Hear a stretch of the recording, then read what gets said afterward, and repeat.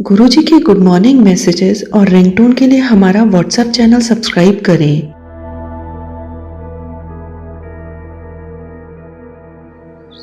पंजाब की सुंदर पहाड़ियों में शक्ति की देवी का एक सुंदर मंदिर था। इसमें देवी की एक बहुत सुंदर मूर्ति लगी हुई थी।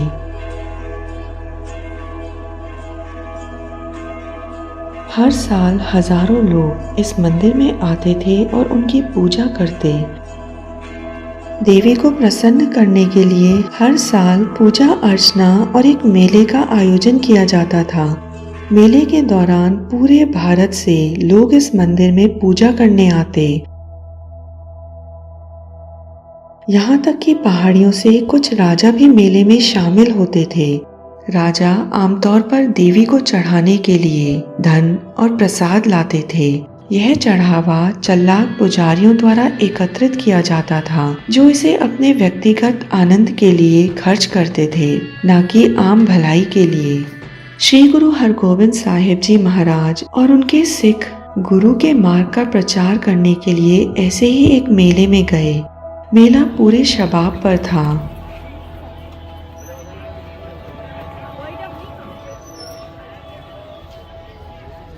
गुरु का दरबार मेले के एक तरफ खुले स्थान पर लगाया गया।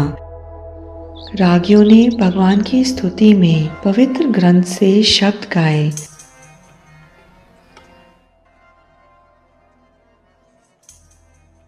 मन को छू लेने वाले शब्दों ने सभी के दिल को छू लिया। लोग इतनी बड़ी संख्या में गुरु के शिविर की ओर आकर्षित हुए कि मंदिर में केवल कुछ ही लोग बचे।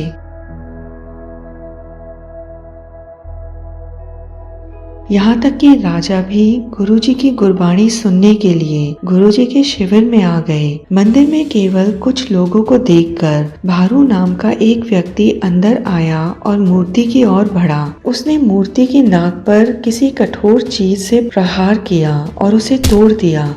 इससे पहले कि पुजारी उसे पकड़ पाते, वह व्यक्ति मंदिर से बाहर गुरुजी के दरबार की ओर भाग लिया। अचानक शोर हुआ और लोग भारू के पीछे दरबार की ओर भागने लगे। गुरु दरबार में एक ताकतवर सिख ने उसे पकड़ लिया। लोगों को लगा कि वह चोर है। कुछ ही समय में और पुजारी भी आ गए और भारू को गुरु के दरबार में बैठे एक राजा के सामने पेश किया। पुजारी ने गुरु, राजा और वहां एकत्रित हुए सभी लोगों को पूरी कहानी सुनाई। मूर्ति के क्षतिग्रस्त होने की बात सुनकर राजा इतना क्रोधित हुआ कि उसने भारू की कहानी भी नहीं सुनी और उसे पत्थर मार मार कर मार डालने का आदेश दे दिया। इस अपराधी के प्राण पत्थर मार मार कर निकाल दिए जाएं।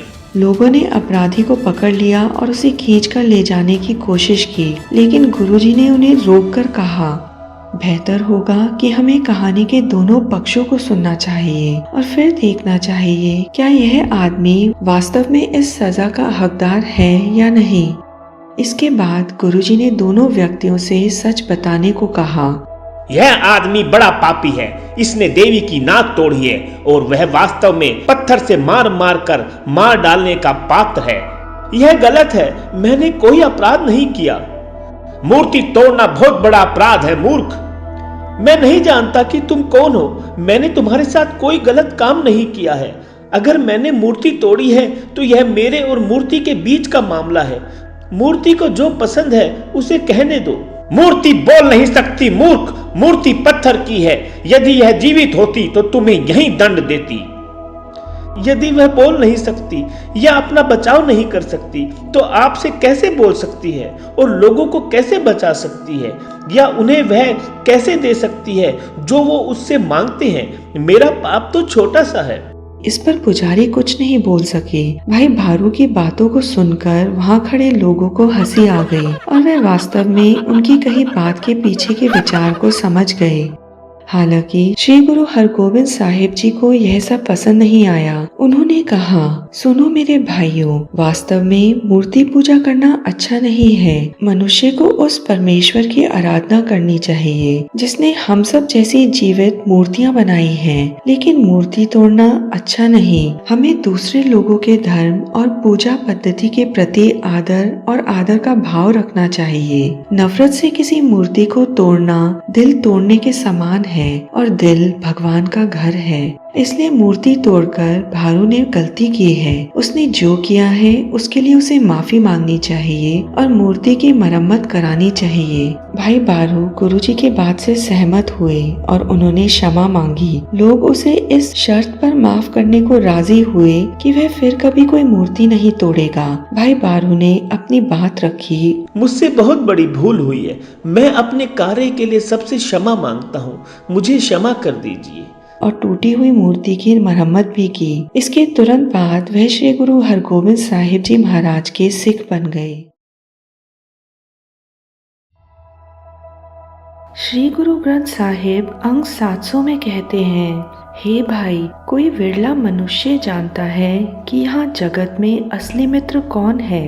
जिस मनुष्य पर परमात्मा दयावान होता है वही मनुष्य इस बात को समझता है। फिर उस मनुष्य की जीवन जुगती पवित्र हो जाती है।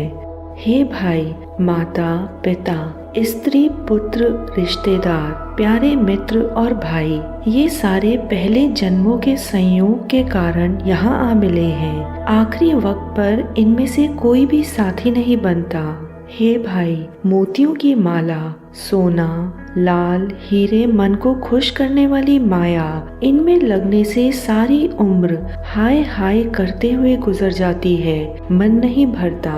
हे भाई, हाथी, रथ, हवा के वेग समान तेज दौड़ने वाले घोड़े हों, धनाढ़ हो, जमीन का मालिक हो, चारों किस्म की फौज का मालिक हो, इनमें से कोई भी चीज साथ नहीं जाती। इनका मालिक मनुष्य यहाँ से नंगा ही उठ के चल पड़ता है। हे नानक, परमात्मा के संत जन परमात्मा के प्यारे होते हैं। उनकी संगति में परमात्मा की महिमा करनी चाहिए। इस लोक में सुख मिलता है, परलोक में सुख रूह हो जाते हैं। पर ये दाती संत जनों की संगति में ही मिलती है। हे सुहागवती सहेलियों, हे गुरु के सिखों, मुझे प्यारे प्रभु का मीठा सा संदेशा दो। बताओ, मैं उस प्यारे की बाबत कई तरह की बातें सुन सुन के हैरान हो रही हूँ। कोई कहता है वह सबसे बाहर ही बसता है, कोई कहता है वह सब में बसता है। उसका रंग नहीं दिखता, उसका कोई लक्षण नजर नहीं आता। हे सुहागनों, तुम मुझे सच्ची बात बताओ। नानक कहता है, हे लोगों, सुनो, वह परमात्मा सभी में निवास रखने वाला है, हरेक के शरीर में बसने वाला है। फिर भी उसको माया का अल्प मात्र भी लेप नहीं है। वह प्रभु संत जनों की जीभ पर बसता है, यानी संत जन हर वक्त उसका नाम जपते हैं।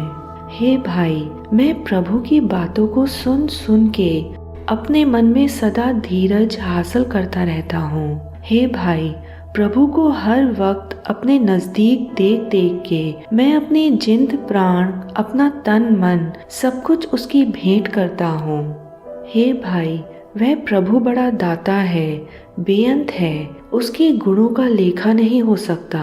उस प्रभु को हर जगह देख के मैं उसको अपने मन में टिकाए रखता हूँ। सतनाम श्री वाहे गुरु।